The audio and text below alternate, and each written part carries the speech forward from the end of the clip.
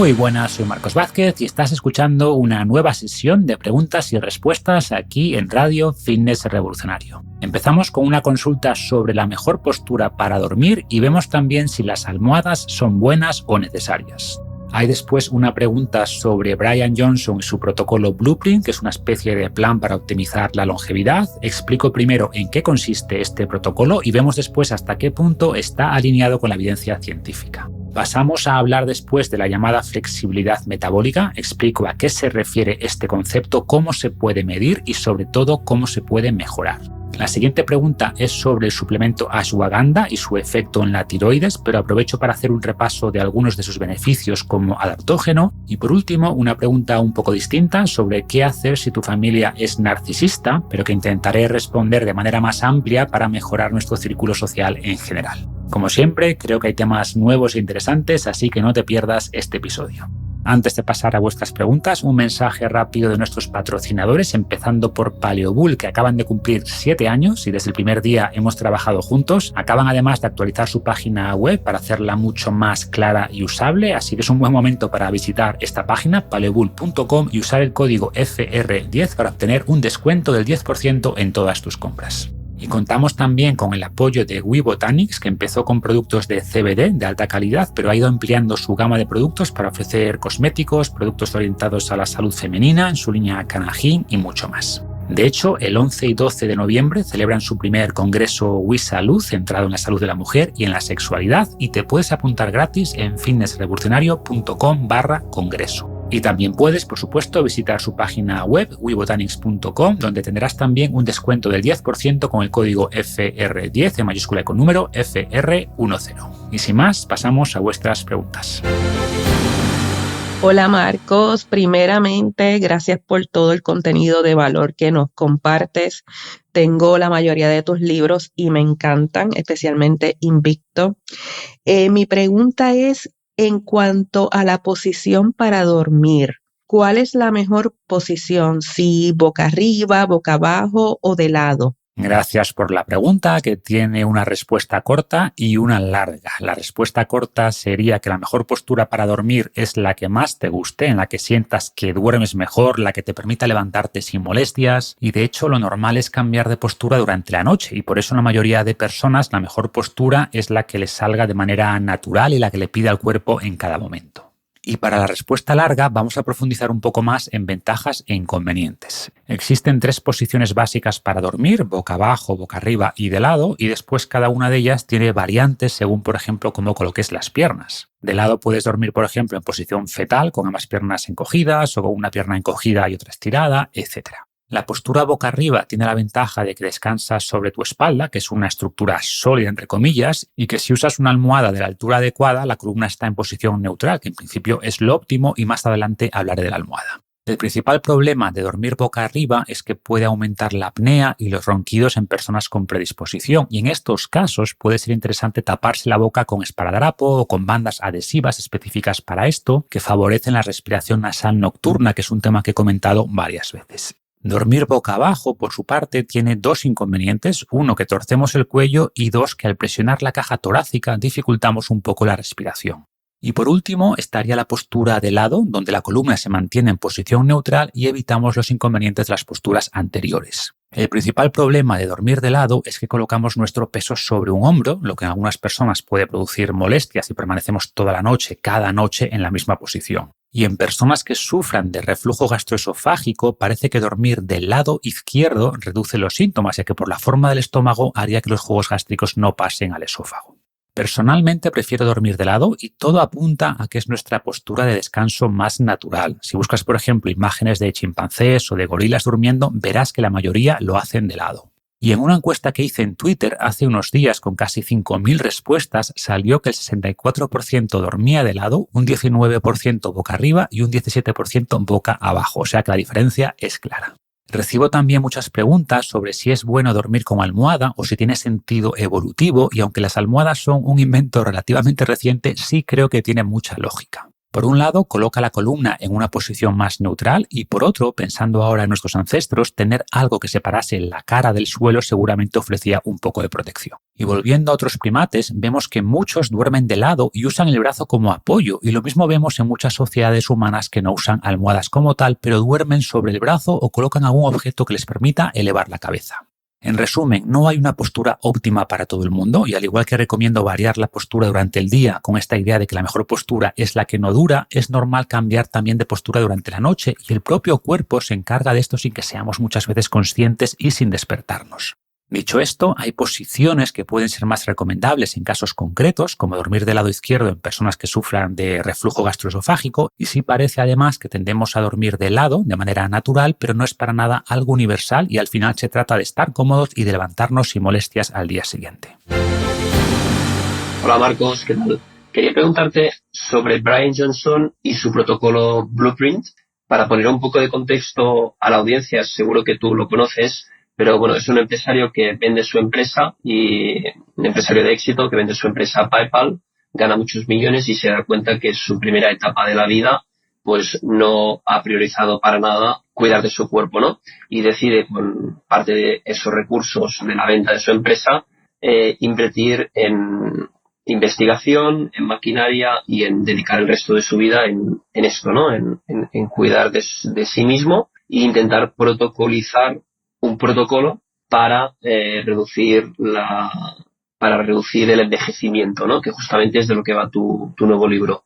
Entonces quería preguntarte, tú que pues te considero experto en materia y que quizás has revisado su protocolo, ¿no? Que por cierto es súper estricto y lo tiene abierto a todo el mundo. ¿Qué te parece? Y bueno, sobre todo me interesa tu opinión. Muchas gracias. Gracias por la pregunta. Conozco bien el protocolo de Blueprint de Brian Johnson, lo revisé con bastante detalle en el proceso de escribir mi libro Vive Más y hay varias formas de enfocar el análisis. Podemos evaluar por un lado algunas de las afirmaciones que hace sobre lo que está rejuveneciendo supuestamente y por otro lado podemos analizar directamente lo que propone hacer, que sería el protocolo Blueprint, y ver hasta qué punto está alineado con lo que dice la evidencia. Empezando por lo primero, por algunas de las afirmaciones que hace, quizás la más extraordinaria y que por tanto le ha dado muchos titulares es que en 2021 redujo su edad biológica en 5,1 años, que lo presenta además como un récord mundial de rejuvenecimiento. Y en Vive Más explico mejor todo esto, hablo de la diferencia entre edad cronológica y edad biológica, o sea, la edad cronológica no se puede modificar, es la que es, pero la edad biológica es mucho más moldeable y es un mejor reflejo del estado de nuestro cuerpo. Dos personas pueden tener la misma edad cronológica, pero verse muy distinto y tener un riesgo muy distinto de enfermar si tienen distinta edad biológica. ¿Cuál es el problema? Pues que no tenemos una forma consensuada de estimar la edad biológica. En mi libro Vive Más hablo de una combinación de pruebas midiendo la fuerza, el VO2 max, la velocidad al caminar, etc. Y por tanto, si tienes 40 años pero tienes la fuerza, el VO2 max y otros parámetros de salud más similares al de las personas promedio de 30 años con edad cronológica, pues tu edad biológica va a ser más cercana a esos 30 años. Y esta edad biológica es más importante que la edad cronológica de cara a estimar nuestro riesgo de enfermar, como dije antes. En el ámbito de la investigación se están usando cada vez más los llamados relojes epigenéticos que aprovechan los cambios epigenéticos que se producen al envejecer para estimar nuestra edad biológica. Y lo que hizo Brian Johnson es tomar una muestra inicial de 9-10 parámetros que aproximan la edad biológica, incluyendo la edad epigenética, aplicar su protocolo Blueprint durante 7 meses, y ahora hablaré de este protocolo, y al final de esos 7 meses se vio una mejora sustancial en la mayoría de esos parámetros y, por ejemplo, la edad epigenética se redujo de 47 a 42,5 años cuando su edad cronológica era de 44, o sea que empezó con una edad biológica mayor a su edad cronológica y consiguió reducirla unos 5 años en solo 7 meses y afirmó también que esto era un récord mundial. ¿Qué ocurre? Pues que estos relojes epigenéticos son interesantes, desde luego, pero hay que cogerlos con pinzas. Sabemos que son muy sensibles, por ejemplo, a periodos de estrés o a componentes genéticos que no reflejan realmente envejecimiento. Además, existen distintos algoritmos con bastantes variantes entre ellos y no está claro cuál refleja mejor la edad biológica o puede que esto dependa también de cada persona. En mi caso, me hice un test epigenético con una compañía americana llamada True Diagnostics y aplicando un algoritmo me salía una edad biológica mayor a la real y en otra menor, por lo que no me dio tampoco mucha información. Este test que me hice medía también el llamado Dunning Pace, que mide en teoría la velocidad a la que envejeces, y me llamó la atención que me dio exactamente el mismo valor que a Bryan Johnson, que es 0,76. En el mismo laboratorio, lo que quiere decir en teoría que cada año cronológico que pasa envejecemos solo 0,76 años, que suena muy bien, asumiendo que sea cierto, pero como digo, hay que ser escéptico con estas medidas y yo desde luego no invierto ni la cuarta parte de lo que hace él ni tengo un programa tan complejo. Se basa también en otros indicadores, como por ejemplo el NAD, que es una coenzima que participa en la producción energética y que influye en distintas vías del envejecimiento, y pasó de tener niveles típicos de una persona de 42 años a los de un chaval de 16, una reducción de 26 años. ¿Y cómo logró eso? Pues fácil, tomando precursores de NAD, que es un tema que cubro también en el libro, y es lógico que al tomar estos suplementos tus niveles de NAD se eleven, pero no tenemos evidencia a día de hoy de que elevar el NAD de manera exógena con suplementos realmente ayude, y lo que no va a hacer desde luego es rejuvenecer 26 años. Y por tanto, como resumen de esta parte, hay que ser escéptico de estas afirmaciones de que rejuveneció 5 años o de que envejece muy despacio gracias a este protocolo, porque estos algoritmos están todavía muy verdes, punto 1, y punto 2, porque vemos que tampoco hace falta tanta inversión ni tanta complejidad para lograr ralentizar el envejecimiento, asumiendo que ese test del Dunning Pace de ambos sea fiable, que en el fondo no deja de ser una aproximación.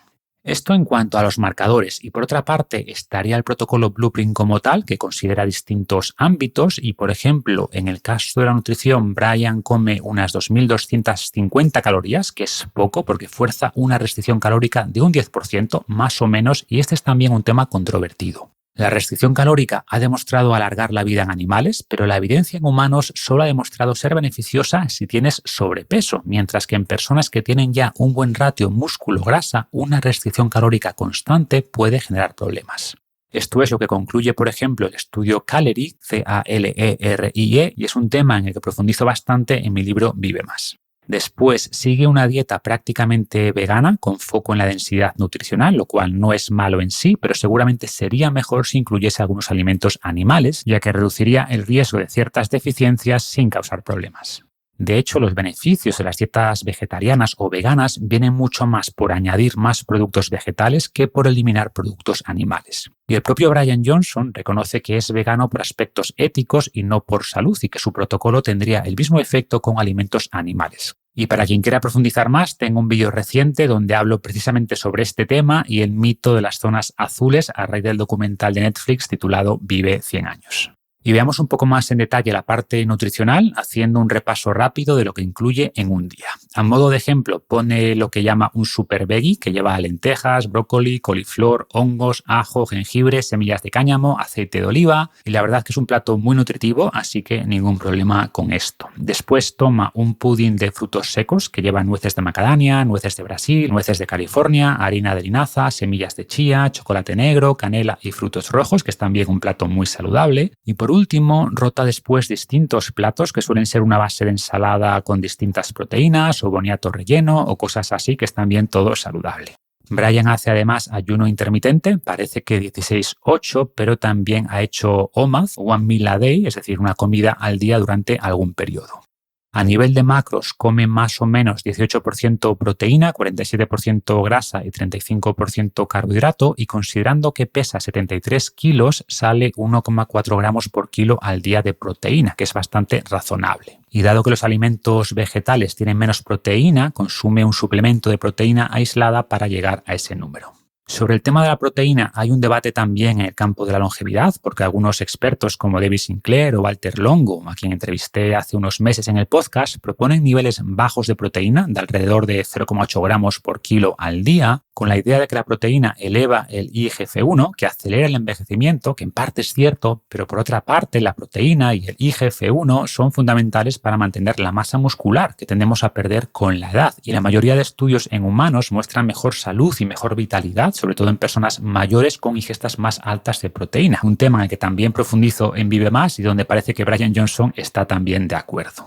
Y sin duda la parte más polémica sería la suplementación, donde toma más de 100 suplementos al día, que enumera en su web. Muchos tienen evidencia bastante clara y que comento también en mi libro, desde creatina, a omega 3, a magnesio, a vitamina D, a péptidos de colágeno, también a ashwagandha, espermidina, melatonina y varios más que tienen cierto respaldo científico, pero incluye otros muchos con mínima evidencia como aspirina, precursores de NAD y toma además fármacos como metformina o rapamicina, en los que profundizo también en Vive Más. Y como digo, muchos de estos suplementos tienen sentido, pero creo que el beneficio de tomar más de 100 compuestos al día en pastillas es cuestionable, y esto sin hablar del coste involucrado, que en su caso no es un problema, es multimillonario, pero para el común de los mortales es mucho mejor centrarse en los pocos suplementos que realmente tienen evidencia clara y no tomar cosas por tomarlas. A nivel de entrenamiento, entrena 1 hora al día y en general me gusta la combinación de fuerza, cardio y movilidad que tiene. Quizás lo que menos me gusta es que en la parte de fuerza hace lo mismo cada día, o eso da a entender. Yo le recomendaría tener algo más de variedad, pero en el fondo hace un entrenamiento full body o de cuerpo completo, que considera también trabajo de movilidad para cuidar las articulaciones, y realiza, por ejemplo, muchos ejercicios del protocolo ATG de Ben Patrick para cuidar las rodillas, y tengo un vídeo con los ejercicios que incluye este protocolo. Hace también 3 HIITs o entrenamientos de alta intensidad de 10 minutos a la semana, que junto con el trabajo que hace en zona 2, ese cardio en zona 2, ayuda a elevar el VO2 max y mejora la salud mitocondrial. Así que a nivel de actividad física me gusta bastante el enfoque, o al menos marca todas las casillas importantes.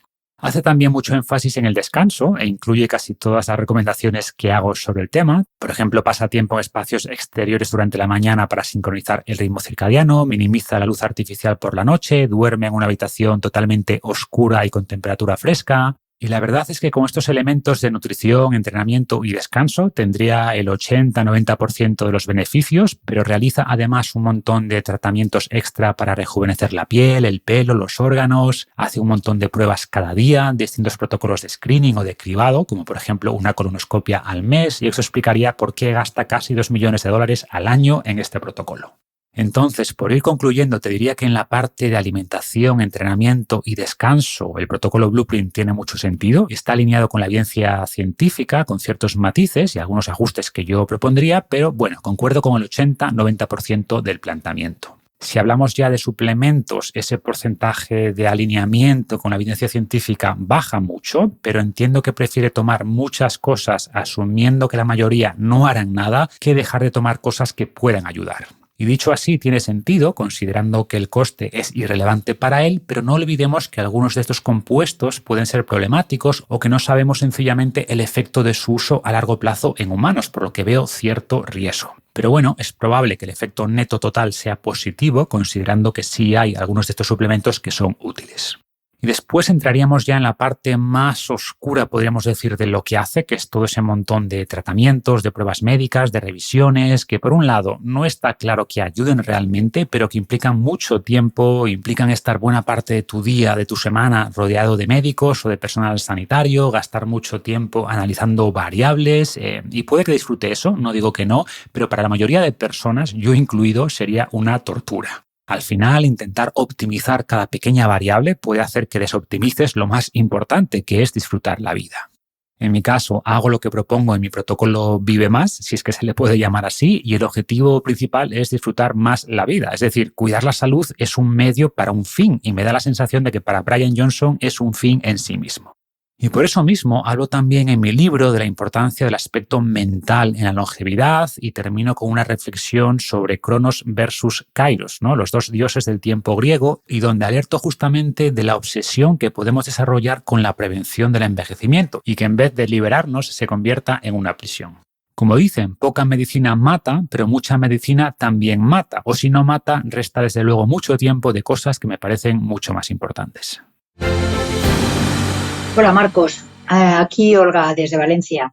Llevo muchísimos años siguiéndote y cuando tengo interés o dudas sobre un tema, busco en tu blog o en tus podcasts para ver si lo has tratado y a ver a qué conclusiones has llegado.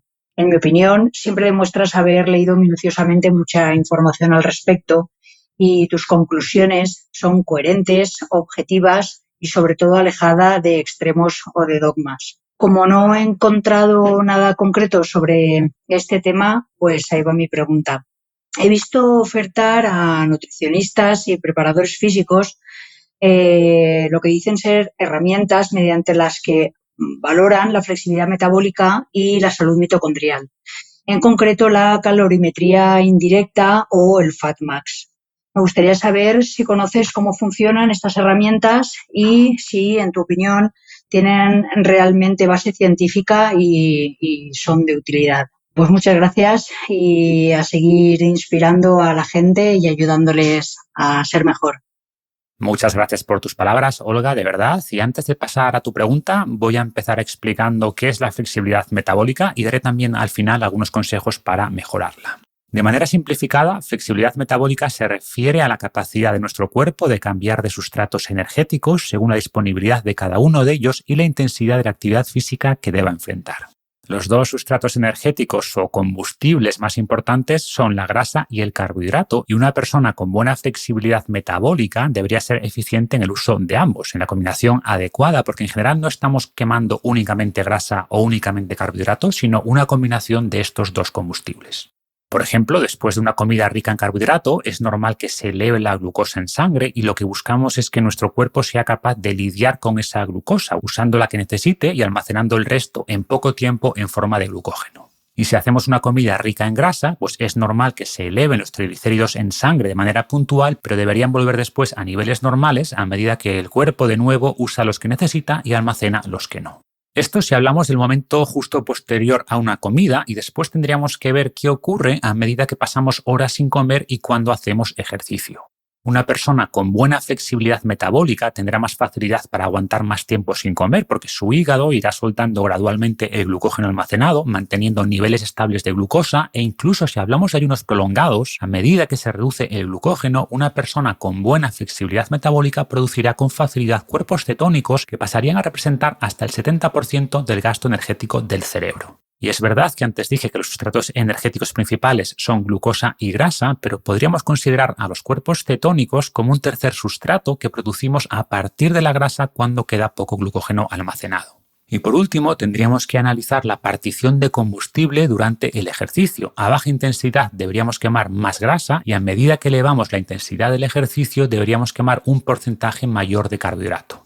Y en principio, las personas que son capaces de mantener un porcentaje mayor de consumo de grasa a una intensidad determinada tendrán una ventaja respecto a las que usan más carbohidratos, ya que van a conservar el glucógeno, que es un combustible mucho más limitado. Y de nuevo, una persona con buena flexibilidad metabólica será capaz de optimizar la mezcla de combustibles dependiendo de las demandas energéticas. Pasando ya a tu pregunta sobre formas de medir esta flexibilidad metabólica, la verdad que no hay una prueba específica porque, como he explicado, hay muchas cosas que tendríamos que valorar. Por ejemplo, la calometría indirecta analiza la cantidad de oxígeno que inhalamos y de CO2 que exhalamos y a partir de esto estima no solo el metabolismo basal o calorías que gastamos en reposo, sino también el llamado cociente respiratorio, que es una estimación del porcentaje de grasa y carbohidrato que usamos. Y es verdad que esto nos puede dar una idea de la flexibilidad metabólica, pero es muy limitado si lo hacemos solo en reposo. Tendríamos que hacer además una prueba de esfuerzo que mide también esto, entre otras muchas cosas, pero a distintas intensidades. Y ahí sí tendríamos una mejor idea de cuánta grasa y carbohidrato quemamos en cada punto y podríamos estimar nuestro FatMax, que sería la intensidad a la que quemamos más grasa en total. Es decir, no más porcentaje de grasa, que eso va a ser a muy baja intensidad, sino mayor cantidad total de grasa. Y como regla general, cuanto más alto sea este punto, mejor va a ser nuestra flexibilidad metabólica. Una persona con poca flexibilidad metabólica va a depender mucho más del glucógeno, incluso a intensidades bajas, mientras que una persona con buena flexibilidad metabólica podrá seguir usando grasa como sustrato principal durante más tiempo y a más intensidad. En cualquier caso, hay que usar este FatMax con cuidado porque no solo depende de la intensidad del ejercicio, sino también de su duración. A medida que se vacían las reservas de glucógeno, es normal usar más grasa y, por tanto, el FatMax o la intensidad a la que quemamos más grasa no es igual durante los 10-15 minutos que dura una prueba de esfuerzo que cuando llevamos una hora de actividad física continua, y por eso no deja de ser una variable aproximada. Y por último, podemos también estimar nuestra flexibilidad metabólica con una prueba de sensibilidad a la insulina, como es la HOMA, HOMA, que nos permite calcular el HOMA-IR, HOMA-IR o índice de insulinoresistencia, que es un ratio entre la insulina y la glucosa. Y cuanto mayor sea nuestra resistencia a la insulina, peor va a ser la flexibilidad metabólica y al revés. Entonces, resumiendo, hay varias pruebas que podemos hacer para estimar nuestra flexibilidad metabólica, pero no dejan de ser aproximaciones, no es algo tampoco consensuado que podamos medir en una escala de 0 a 10, sino que son medidas indirectas en base a otros marcadores o parámetros. Y más allá de las mediciones, podemos usar también nuestras sensaciones. Por ejemplo, personas con buena flexibilidad metabólica van a tener en general menos vaivenes de energía, les va a ser más fácil aguantar más tiempo sin comer, perderán grasa con más facilidad, tendrán mejor capacidad física y cuanto más te identifiques con esto, mejor será seguramente tu flexibilidad metabólica. Y ya para terminar, quería dar algunas ideas para mejorar la flexibilidad metabólica, que en el fondo es lo más importante y con diferencia lo más efectivo que podemos hacer para mejorar la flexibilidad metabólica es hacer actividad física. De hecho, si solo pudieras saber un dato de una persona para estimar su flexibilidad metabólica, sería cuánto ejercicio hace. Y esto es mucho más importante que la dieta que sigue, que si come más carbohidrato o más grasa, si hace ayuno intermitente o no lo hace. Al final, la flexibilidad metabólica está muy ligada a la cantidad y calidad de nuestras mitocondrias musculares y la mejor manera de mejorar ambos factores es con ejercicio. Sabemos que la combinación de entrenamiento en zona 2 por un lado y entrenamientos HIIT por otro, de intervalos de alta intensidad, optimiza la salud mitocondrial y al hacer entrenamiento de fuerza ganamos más musculatura que actúa como sumidero de glucosa, lo que ayuda también a regular esa glucosa en sangre. Realizar alguna sesión de entrenamiento en ayunas o con glucógeno bajo puede aumentar también nuestra capacidad de oxidar grasa, pero es un aspecto mucho menos relevante que el hecho en sí de entrenar.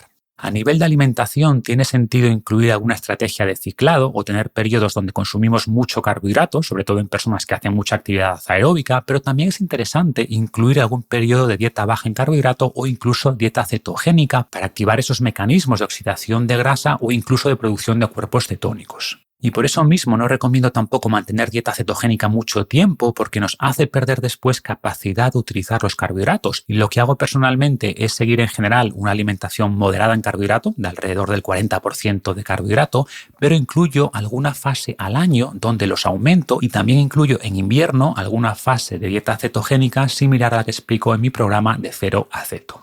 Y creo que algo así, sin tampoco volverse loco y metiendo algún ayuno de vez en cuando, es suficiente desde el punto de vista de la alimentación, pero reitero que si hablamos de flexibilidad metabólica, la alimentación es secundaria respecto a la actividad física. O una forma de mejorar la flexibilidad metabólica en personas con sobrepeso es sin duda restringir calorías. Al final, muchos de los problemas de la resistencia a la insulina vienen de un exceso calórico, vienen de tener las reservas de glucógeno y de grasa llenas y aún así seguir ingiriendo comida y por tanto personas con exceso de grasa y sobre todo si son sedentarias van a mejorar también su flexibilidad metabólica al restringir calorías.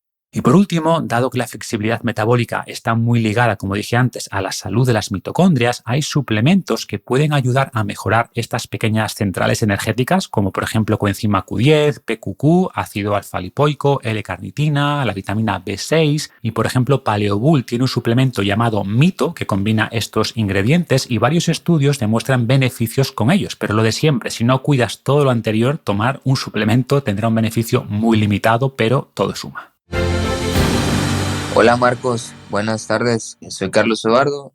Quiero agradecer tu labor y divulgación. He aprendido mucho con tu podcast, tu página web y te sigo desde hace muchos años. Tengo tu libro Invicto que me ha ayudado muchísimo y se lo he regalado a algunos compañeros.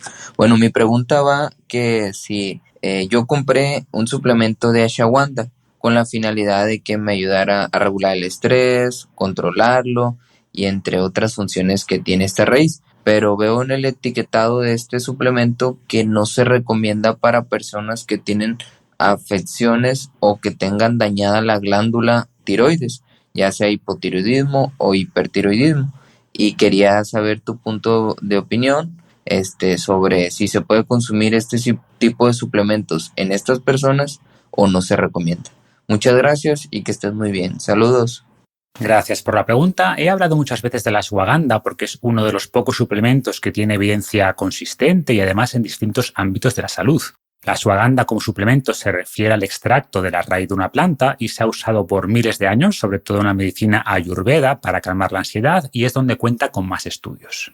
Se considera un adaptógeno y se ha visto que dosis de entre 200 y 600 miligramos de extracto de ashwagandha al día reducen el cortisol, la actividad del eje hipotalámico pituitario adrenal y mejora el descanso nocturno en personas que sufren insomnio por ansiedad.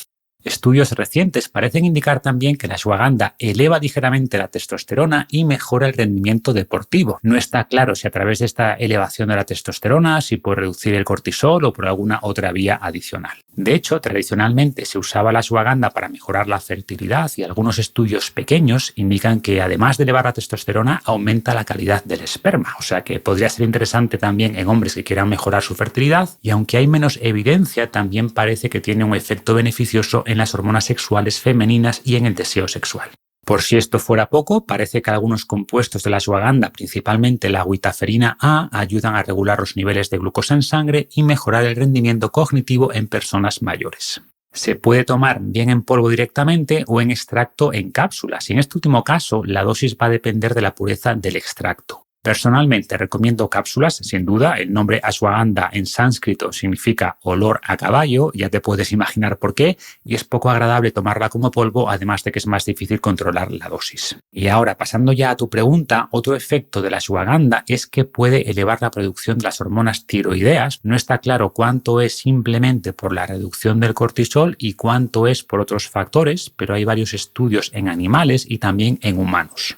Por ejemplo, en un estudio dividieron a 50 personas en dos grupos, uno tomó un placebo, el otro 600 miligramos de extracto de ashwagandha al día y 5 meses después en el grupo que tomó ashwagandha se elevó un 20% la T4, un 41% la T3 y se redujo un 17,5% la TSH en promedio. Y por eso, en el caso de personas con hipotiroidismo, la ashwagandha podría ayudar, como demuestran ya varios estudios, pero podría ser problemática en el caso de hipertiroidismo. ¿Qué ocurre? Que muchas personas con hipotiroidismo, Hashimoto o no, aunque Hashimoto es el más común, sobre todo en mujeres, están ya tomando Eutirox o levotiroxina en la dosis que haya pautado el endocrino y por tanto si empiezas a tomar ashwagandha podría ser necesario ajustar la dosis y por eso entiendo que se advierte en el prospecto. No porque sea peligroso en el caso de hipotiroidismo, que ya vemos que de hecho es lo contrario, podría ayudar, pero sí habría que consultar al médico en el caso de estar tomando fármacos para regular la tiroides. Buenos días, Marcos. Primero, muchísimas gracias por todo lo que compartes. Lo leo absolutamente todo, me encanta y nos ayuda muchísimo. Muchísimas gracias. Mi pregunta está relacionada con lo que hablas mucho, que es la conexión social. ¿Qué pasa cuando tienes unos padres narcisistas o hermanos y tu familia es una fuente de preocupación y de inestabilidad emocional, donde se practica el chantaje emocional, la culpa y la presión, ¿no? por satisfacer sus necesidades? ¿Qué pasa cuando llegamos a adultos después de haber vivido todo esto y todavía se sigue haciendo, aunque se pongan límites, siempre afecta algo? Si eso tendría un gran impacto en nuestra salud y sobre todo cómo remediar eso. Si los grupos sociales externos a nuestra familia, como puede ser un grupo de senderismo o amistades, podría compensar ese daño, por así decirlo, y qué más cosas se podrían hacer para tener mayor serenidad y que no impacte tanto en nuestra salud. Muchísimas gracias, espero que elijan mi pregunta. Gracias por la pregunta y, como siempre digo, es la paradoja de las relaciones sociales, ¿no? Que por un lado son la principal fuente de felicidad y significado en nuestra vida, pero a la vez son la principal fuente de infelicidad y de estrés si no son buenas o cuando no son buenas, porque las relaciones no son algo estático, o sea, la misma relación puede pasar por momentos buenos o momentos malos, o lo más probable es que en tu vida tengas relaciones buenas y relaciones malas. Y el consejo principal es que debes intentar maximizar las buenas y minimizar las malas.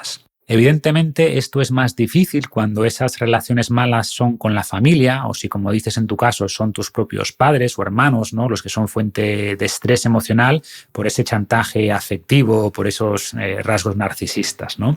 Y no soy para nada un experto en relaciones, vaya eso por delante, pero sí creo que hay recomendaciones generales que podemos aplicar en estos casos y que pueden ayudar. Y mi primer consejo sería intentar evitar el resentimiento hacia las personas cuyas actitudes nos molestan. Decía Séneca que la ira es como un ácido que hace más daño al recipiente que la contiene que al objeto sobre la que se vierte, ¿no? Y sé que no es fácil aplicar esto, pero personalmente me ayuda a pensar que esas personas cuyos comportamientos o actitudes nos afectan no tienen elección, son como son. Y esta idea tiene respaldo científico real. Hay un debate muy interesante con dimensiones filosóficas y científicas sobre si los humanos tenemos realmente libre albedrío, si somos dueños de nuestras decisiones o nuestras acciones. Y hay personas que saben mucho de esto, como Sam Harris o el propio Robert Sapolsky, y opinan que no, que realmente no podemos culpar a la gente por ser como es porque no tienen elección. Sapolsky acaba de hecho de publicar su nuevo libro titulado Determined, que no he leído todavía, pero le he escuchado en varios podcasts hablar sobre él y su postura es clara. De hecho, el subtítulo del libro es La vida sin libre albedrío. Y más allá del debate sobre libre albedrío, lo importante es que si asumimos que la gente es como es, reduciremos nuestro resentimiento, que al final nos daña más a nosotros que a ellos, y que de hecho sus actitudes seguramente les hace personas poco felices, por lo que su comportamiento es su propio castigo, si queremos verlo así. Y no digo que nos debamos alegrar de eso, pero sin duda reduce la ira y el ánimo de venganza. O como decía Marco Aurelio, en este caso, la mejor venganza es no ser como quien te daña. Y al entender esos chantajes o esos ataques como proyecciones de lo que esas personas son, en vez de verlos como intentos de dañarnos, el impacto emocional será menor. También debemos intentar ser objetivos con los demás. Los humanos sufrimos el llamado sesgo negativo, que nos hace prestar mucha más atención a lo malo que a lo bueno. Si una persona tiene 8 cualidades positivas y 2 negativas, solemos centrarnos en las negativas y usarlas para describir a esa persona, ignorando todas las cosas positivas. Piensa, por tanto, qué cosas buenas tiene tu familia, qué disfrutas hacer con los distintos miembros e intenta aprovechar eso a la vez que limitas lo malo. Y en función de todo esto tendrás que establecer límites, lo cual es especialmente difícil si hablamos de la familia, por supuesto, pero al final, si una relación nos daña, hay que poner límites y distancia, al menos dentro de lo que se pueda en cada caso. Finalmente, tienes que priorizar tu bienestar emocional y dado el gran impacto que tienen nuestras relaciones en nuestra salud física y mental, pues debes intentar pasar más tiempo con personas con las que compartes valores y filosofía de vida. Y esto no es necesariamente gente que te haga sentir bien todo el rato. Al final dicen que los mejores amigos no son los que nos dicen lo que queremos escuchar, sino lo que necesitamos escuchar, que muchas veces no coincide. Y también dicen que los amigos son la familia que elegimos, ¿no? Y dado que nuestro círculo tiene una gran influencia sobre nuestro propio comportamiento, debemos intentar rodearnos de personas que nos harán mejores.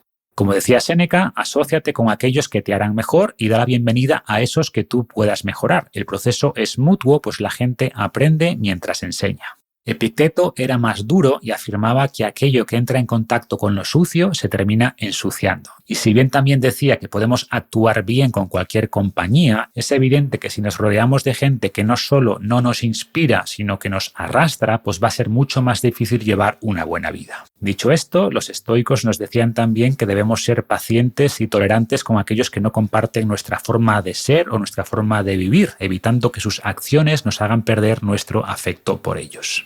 Y rescato, por ejemplo, esta cita de Marco Aurelio que decía lo siguiente: a medida que progresas en tu camino, la gente intentará bloquear tu avance. No podrán impedir que hagas lo correcto, así que no permitas que te hagan perder tu afecto hacia ellos. Mantente vigilante en ambos frentes, siempre haciendo lo correcto, pero manteniendo amabilidad hacia los que obstruyen tu camino o te crean dificultad. Enfadarse es una debilidad, al igual que abandonar el camino o darse por vencido. En resumen, no debes albergar rencor hacia tu familia y debes intentar aprovechar, si puedes, sus aspectos más positivos, pero a la vez tendrás que limitar tus interacciones con esas personas que no te ayudan y crear círculos de amistades más alineadas con lo que quieres que sea tu vida. Y te recomendaría también escuchar el episodio 10 de la Ciudadela Interior, donde doy algunas recomendaciones adicionales para mantener la ataraxia o la paz mental en distintas situaciones. Y nada más por hoy, gracias como siempre por escuchar y os animo a suscribiros también a mi canal de YouTube en youtube.com/Fitness Revolucionario, todo junto, o si buscáis Fitness Revolucionario en YouTube os saldrá directamente. Y además de publicar contenido exclusivo por ahí, estoy subiendo también segmentos del podcast con soporte visual para aquellos temas donde la parte visual ayude a entender mejor los conceptos y es por tanto una extensión del podcast, además de que trato por ahí temas totalmente nuevos. Así que nada, echadle un vistazo y en cualquier caso nos vemos en la próxima entrega. Un abrazo.